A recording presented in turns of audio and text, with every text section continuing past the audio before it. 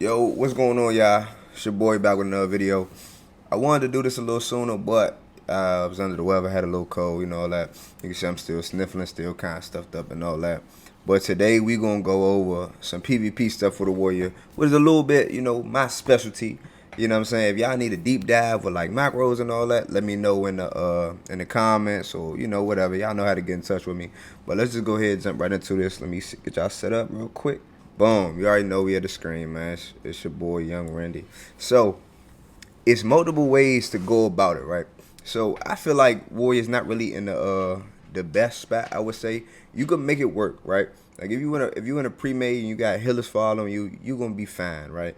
But, when you on your own, you kind of got to know what you up against. And if for those who don't know, as long as you add a combat, you can swap your rooms. So even if you already joined the battleground, you can swap them mid battleground. So if you join the battleground and you see it's a lot of hunters, you may want to swap to the Warbringer, right? Or if you see it's maybe not that many mobile classes on the other team, you can run Rage and Blow, right? But it's all very, very situational with the Warrior. Now, if you're having trouble with stuff, you can get potions like the free action potions. We call them the freak potions. You can get the free action potions. You see, my boy, shout out Ryan Doodle Blender. He sent me some rage potions. They help, especially when you can't really get too much going. They help you kind of, get stuff going. First things first. Usually, if I'm by myself, I'm running Warbringer, Frenzied Assault, and I swap between Endless Rage and Quick Strike. I can't really tell which one feels better. Quick Strike kind of feels better because I get that instant hit, but Endless Rage feels better in the sense of when I do hit, I get more rage. It's kind of give or take. So Rage and Blow is big damage though, right? So with the Warbringer, it's really good because it breaks roots, right? Not only can you charge in combat, but it actually breaks roots. So when you are fighting anything that has the ability to root you, and that's druid, that's mage, that's hunter, if they cheesy enough to run the wing clip, you know what I'm saying? Anybody who can root you, try to save your charge until you get rooted, right? Because then you could charge out the root to pick up the space, and then if you somehow get rooted again, you still got your trinket, right? You know what I'm saying? Because once you connect, you know what I'm saying, you could do what you got to do, right? So back to the matter at hand here. So Warbringer is very good when you by yourself, right? And you feel like you can't connect. Other than that, I like Rage and Blow. It just give me another button to hit that don't cause rage. And I can hit it whenever I got my blood rage. Boom, boom.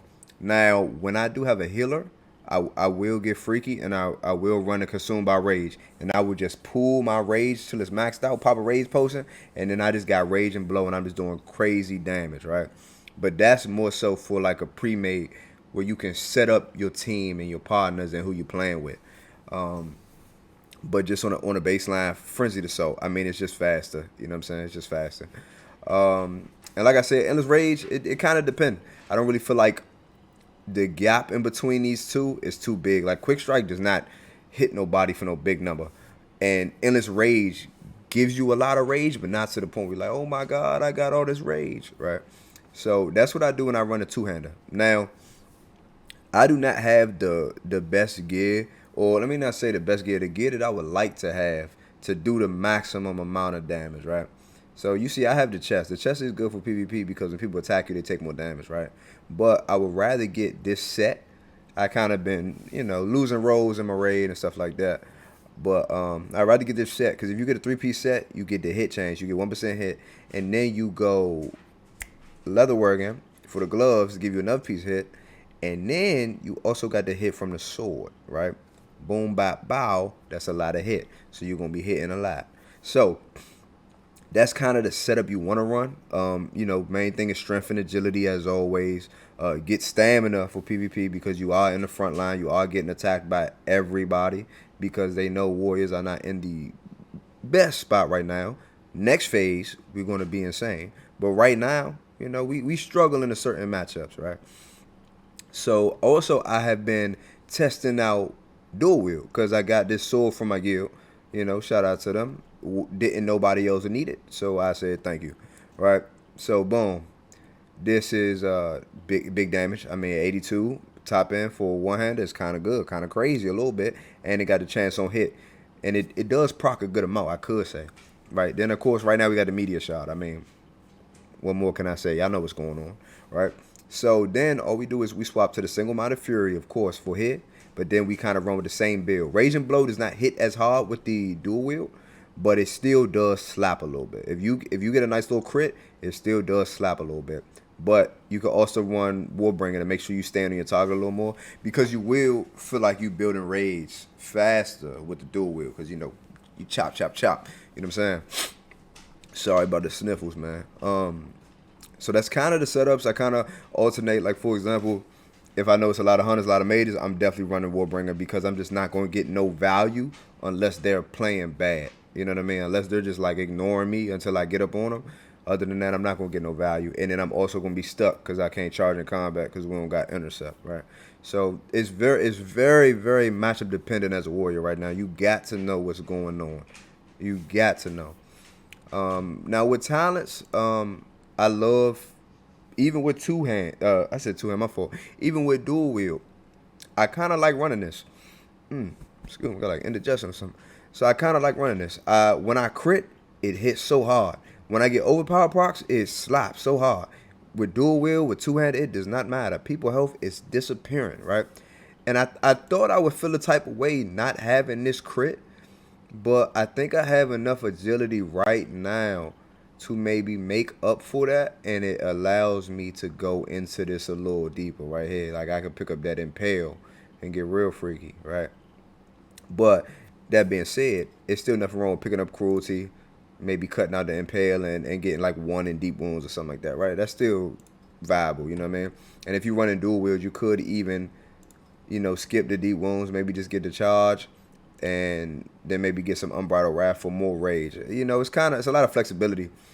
I think it's more so how you play. I think that's the biggest thing. Right now, I feel like how you play is bigger than your talent setup, personally.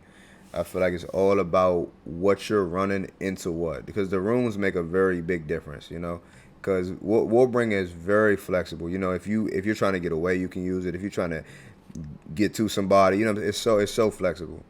So it's more so about how you're playing around other people and their mistakes, right? So just like quick tips, man. If a mage is rooting you and you know a mage is gonna root you, save your charge till after, right? And most of the time, a lot of these mages I be saying, man, they greedy. They blinking all over the place just because they can, So I just walk up to them, and then they gonna root me, and then I can get out the root with my charge. Or let's say I've been in the BG for a while, and I know the mage is trash, right? And he's letting me walk up on him, and he's blinking, and I could tell like the way he root is not proper. I run rage and blow and just obliterate him. You know what I mean? Just walk. He blink, I just run up to him. He root me, I charge out the root. I still got trinket if I need it. You know what I mean? I just obliterate him with the rage and blow. It's very, very situational though, because there's good mages you will never see that man again. So I want y'all to take heed to what I'm saying, where the situation is the most important part. Now, I am gonna do I guess what could you call it? Like a prediction about phase 2. So I'm very heavy into theory crafting, so I have some crazy ideas. I'm trying to decide if I want to keep it to myself, but my boys keep saying, "No, man, make a video. People gonna love it." Da da da. So we're gonna see if y'all liking this. I give y'all the sauce, man. I give y'all the sauce. But let's get back on track here. If you're fighting hunters aren't as hard as people think, right? What you want to do is, it's not really too many reasons to use your fear right now. I think the best use of your fear is against hunters and their pets, because their pets do the same amount of damage as a regular player. You know what I mean? I was in a battleground and I had to 1v1 a pet. It's that serious. So whenever I fight a hunter, I get on him, I keep up the hamstring, right? I try not to blow my charge on nothing, and I keep my fear for the pet. Once I get to like 70% health, maybe 50 if I'm feeling greedy, I fear the pet. Get away from me. You're doing way too damage. You need to stop right now. So that's kind of how we beat hunters. Now we do have disarm, you know what I'm saying? If he's getting out on you, you just you take that out of his hands. He's not prepared to do nothing, right? But if they do build that space and they do got that pet and you don't have fear, it's probably game over. I'm not gonna lie to you. They do so much damage. Warlock. If you have a healer, you could beat a Warlock. If they have a healer and you have a healer, you cannot beat a Warlock. I'm sorry, the Warlock is crazy right now. Like the fact that Drain Life heals so much and it's uninterruptible now. Like it's crazy. Warlock, if you get all crits, you may kill them instantly. But Warlock is rough right now. Feral Druids, you could kill them. You just got to make sure it's one of them. It's one of them matchups where it's a pressure thing, right? Whoever have more pressure gonna win. If you can have so much pressure where he doesn't want to fight, you just automatically win. You just beat him. What else we gotta fight? If you're Alliance, you don't gotta fight Pallies. If you're a Horde though, if a Pally is being a super tryhard, and by that I mean like, y'all having a full 1-on-1 and he's using Bubble and he's using Bop, I don't think you can win. I don't think you outlast him. But if it's just like a straight a brawl, if you play that right with disarms and and kiting them a little bit, you could possibly beat a Pally. Pallies are not unbeatable by far. Other warriors, I mean, me personally, I destroy other warriors, especially in 1-on-1s. I guess it's just kind of how you play, who gets better crits. It's a little RNG based. Who gets to disarm first? If who's run attack master? You know what I'm saying? It's kind of just who outplays the other in a sense. What else do we got? Priest. I can't even lie to you, man. I don't know if we could beat Priest at all. I don't know if we could beat Priest at all. I feel like I do good damage to them, and then they just shield or penance, and they just full health. It's like lay on hands, and then there's nothing I could do because I just used all my rage to get them low. So I'm not really too sure what we could do against Priest, y'all. And then, for those who don't know, because warriors get Berserker Rage, Trinket does not work on fear. So we just get feared forever, and we die to dots and the little Mongols they got running around with them. What classes am I missing? Rogue. Rogue is not unbeatable. A good rogue is definitely a tough matchup because if they use, I mean, some rogues just crank, like they just do crazy damage. But if they use they between the eyes and they gouge and they kite you a little bit with, and they got their poisons up, a good rogue could beat you, but it's not unwinnable for us, right? Because we have overpower. Overpower is very helpful in the rogue because they want to dodge everything. All right, well hold this. You know what I mean? Hold this crit because of the build I'm running right now. Because of this, hold the crit, young man. To the graveyard you go. You know what I mean? So Rogue is not unbeatable. What am I missing? That's everything in Classic, right? We did Hunters. We did Mage. We did Lock. We did Priest. We did Warrior Pally. We did Rogue. Druid. Ooh, Shaman. I'm not going to lie, boys. If it's a tank, it's not happening. It's not happening. If you think otherwise, I need to see it. It's not happening. It's not happening. I had multiple 1v1s with tank. I don't know, man. I haven't come up with it yet. I'm talking about I'm down to the point where I'm like, dang, maybe I got to kill the totem. No. They do too much damage to be able to block that much stuff, right? So I don't think we got that, y'all. I don't. Trying to make sure I'm not forgetting. Like I said, if y'all need macros or anything, just hit me up. I got the macro games going on. If y'all need any tips, if y'all are struggling with a matchup that you feel like we could win or that I feel like we could win, just reach out. I'll give you the secret sauce. If you got any questions about gear, the type of gear you should be going for, how to get that gear. If you want Lone Wolf and you need help getting that gear, me and the boys have no problem helping people out. We was just running people through dead mines a couple days ago. We're going to start running people through BFD. You know what I mean? Just don't be a stranger, man. We a big family, you know what I'm saying? The city boys. We like to, you know what I'm saying? We like to look out for the city. Let me fix this back. So, in closing, Warrior is not in the best position right now, but we are definitely able to do some damage, get some kills. You know what I'm saying? You can still have a good time. But just be prepared for next phase. Next phase, y'all. And I'm thinking about some of the runes they possibly could give us. They got to be careful. They give us the wrong thing, it's over. they give us the wrong thing, it's over. So next, I'm gonna probably link up with. I got a friend of my guild, Doodoo Blender.